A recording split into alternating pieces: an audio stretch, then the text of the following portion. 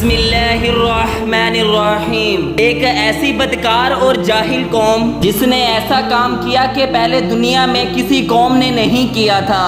یہ قوم ایسا کون سا بدترین گناہ کرتی تھی کہ اس کو پوری دنیا میں سب سے گندی قوم کہا جاتا ہے، اور وہ گناہ کون سا تھا جس پہ اللہ پاک نے اس قوم پر اتنا بدترین عذاب نازل کیا۔ آج کی اس ویڈیو میں آپ کو تمام تر سوالوں کے جواب مل جائیں گے، اور ویڈیو کو ضرور اینڈ تک دیکھتے رہیے۔ معزز ناظرین، حضرت لوط علیہ السلام کی قوم ایسی واحد قوم ہے جو کہ غلیظ کام کرتی تھی، یعنی کہ فحاشی کرتی تھی۔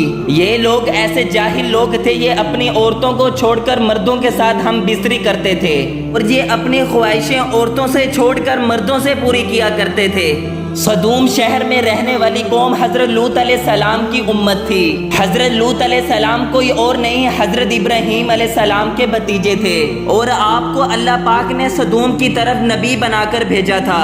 حضرت لوط علیہ السلام کے والد محترم ان کے بچپن میں ہی انتقال فرما گئے تھے، جس کے بعد حضرت ابراہیم علیہ السلام نے آپ کی پرورش کی، کیونکہ آپ حضرت ابراہیم علیہ السلام کی بہت خدمت کیا کرتے تھے۔ اس لیے حضرت ابراہیم نے اللہ پاک سے دعا کی، جس کے بعد اللہ پاک نے آپ کو نبوت عطا کی۔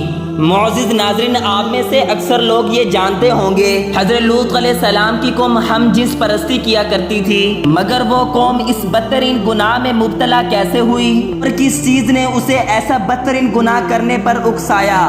روایات میں آتا ہے کہ یہ لوگ شہر صدوم میں رہتے تھے، جس پر اللہ پاک کا خاص کرم تھا۔ یہاں پر خوبصورت باغ اور لہہ لہاتے کھیت موجود تھے، یعنی یہ شہر ہر لحاظ سے اعلیٰ اور خوشحال تھا۔ اس لیے یہاں پر دوسرے شہروں کے لوگ بھی کچھ چیزیں لینے کے ارادوں سے آیا کرتے تھے۔ صدوم کے لوگوں کو یہ بات ذرا بھی اچھی نہیں لگا کرتی تھی، کیونکہ ان کا خیال تھا کہ شہر صدوم کی ہر نعمت پر انہی کا حق ہے۔ ایک دن ایسے ہی اس بات پر بحث ہو رہی تھی، شیطان ایک بوڑھے آدمی کے روم میں آیا، کہنے لگا کہ یعنی تم دوسرے شہروں کے لوگ سے چھٹکارا پانا چاہتے ہو کہ تمہیں میری کہی ہوئی بات ماننی پڑے گی۔ وہ شیطان سے پوچھنے لگے کہ ٹھیک ہے، ہمیں بتاؤ کہ کیا کرنا ہوگا۔ شیطان ان سے کہنے لگا کہ میں کل آ کر تمہیں بتاؤں گا۔ اگلے دن شیطان ایک خوبصورت نوجوان لڑکے کے روم میں آیا اور سبھی لوگوں کو اپنی طرف مائل کرنے لگا۔ وہ لوگ اس لڑکے کی طرف اس قدر مائل ہوئے کہ اس کے ساتھ ہم بستری کر بیٹھے۔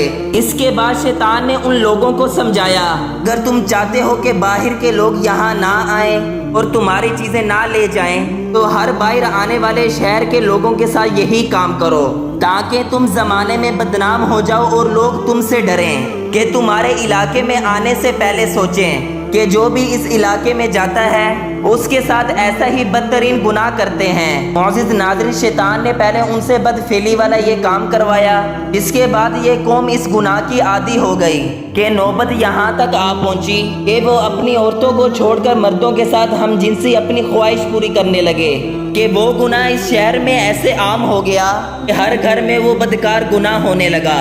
دوسری جانب حضرت لوط علیہ السلام کو اپنی قوم کے اس غلیظ کام کا پتہ چلا تو وہ بہت پریشان ہوئے۔ انہوں نے اپنی قوم کو اللہ پاک کے عذاب سے ڈرایا اور ان غلیظ کاموں سے منع فرمایا، اس طرح کہ اللہ تعالی نے قرآن پاک میں فرمایا کہ یا وہ بے حیائی کرتے ہو کہ تم سے پہلے جہاں میں کسی نے نہ کی، کہ تم مردوں کے پاس جاتے ہو شہوت سے عورتوں کو چھوڑ کر، بلکہ تم حد سے گزرے ہوئے ہو۔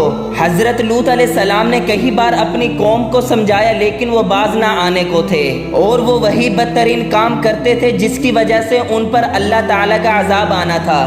حضرت لوط علیہ السلام کے کہنے پر وہ باز نہ آتے، بلکہ حضرت لوط علیہ السلام کو برا بھلا کہتے، اور نوبت یہاں تک آ گئی کہ وہ حضرت لوط علیہ السلام کو شہر سے باہر نکالنے کا کہتے۔ اس طرح وہ قوم حضرت لوط علیہ السلام کی بات نہیں مان رہی تھی، اور وہ حضرت لوط علیہ السلام کو دھمکیاں دے رہی تھی کہ ہم پر وہی عذاب لاؤ جس سے تم ڈراتے ہو، مگر ہم اس کام سے باز نہیں آئیں گے۔ مگر وہ قوم بات سمجھنے کے قابل نہ رہی۔ اس کے بعد اللہ پاک کے حکم سے حضرت ابراہیم علیہ السلام چند فرشتوں کے ساتھ خوبصورت لڑکوں کی شکل میں حضرت لوط علیہ السلام کے گھر تشریف لے آئے۔ حضرت لوط علیہ السلام ان کو دیکھ کر بہت پریشان ہوئے، تو جانتے تھے کہ ان کی قوم پہلے ہی اس بدترین گناہ میں شامل ہے کہ کہیں وہ ان مہمانوں کو بھی نقصان نہ پہنچائے۔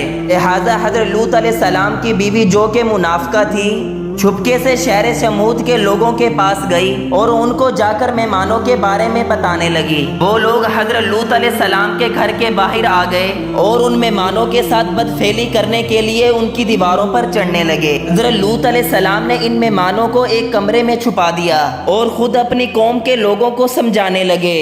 لوگ اس قدر جاہل تھے کہ کوئی بھی آپ کی بات نہیں مان رہا تھا اور کہہ رہے تھے کہ ان لوگوں کو ہمارے حوالے کر دو کہ ہم نے ان کے ساتھ بدترین کام کرنا ہے۔ اس کے بعد حضرت ابراہیم علیہ السلام نے حضرت لوط علیہ السلام کو بتایا کہ ہم اللہ تعالیٰ کے بھیجے ہوئے عذاب ہیں۔